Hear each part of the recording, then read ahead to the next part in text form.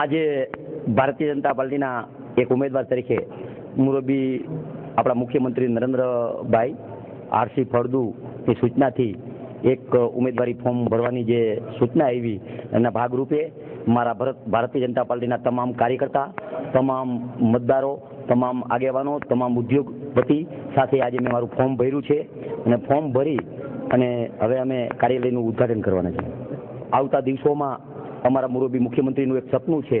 કે ગુજરાતને top level મૂકવાનું. તો મારું પણ એક ધારાસભ્ય તરીકે સપનું હોય કે મોરબી જિલ્લો આપ્યો તો જિલ્લાને ગુજરાતના ટોપ લેવલે મૂકવાના વિકાસના કામમાં અમારું એક પ્રતિબંધ રહેશે અને આવતા દિવસોમાં મોરબી માંગ્યા ને ખેતરે ખેતરે પાણી પહોંચે, મોરબી શહેરને તમામ શહેર સારું શહેર બને, ભૂગોળ ગટર, રસ્તા, ફરવા માટે બગીચા અને આ ઉદ્યોગ માટે અલગ અલગ યોજના અને નવલખી બંદરનું ડેવલપમેન્ટ અને નિમકનું ડેવલપમેન્ટ કરી અને મોરબી એક જિલ્લો, પ્રતિષ્ઠિત જિલ્લો, સારો જિલ્લો બને એ મારું એક સપનું હશે.